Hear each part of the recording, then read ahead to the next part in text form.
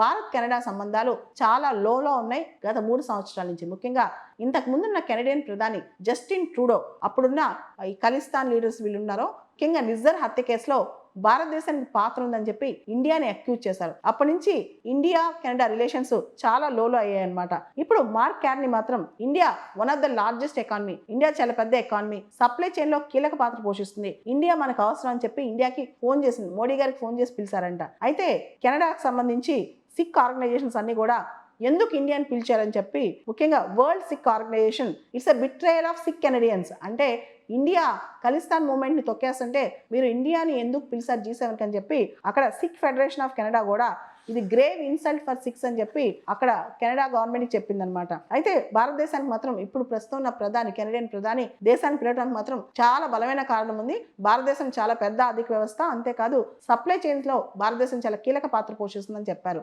అదేవిధంగా G7 2025 summit website లో 3 core agendas రాశారు. ఒకటి common interest, protecting communications and common interest around the world, energy security, ముఖ్యంగా partnership for the future అని చెప్పి. అయితే ఈ G7 సదస్సులో మాత్రం అనేక current issues, middle east crisis కావచ్చు, అమెరికా టారిఫ్ వార్ కావచ్చు, రష్యా ఉక్రెయిన్ యుద్ధం కావచ్చు, ఇలా అనేక అంశాలు చర్చల్లోకి వచ్చే అవకాశం కనిపిస్తుంది. అయితే G7కి అటెండ్ అయిన తర్వాత కెనడా నుంచి మన ప్రధాని మోడీ గారు సిప్రస్ కి, క్రొయేషియాకి కూడా వెళ్ళనున్నారు.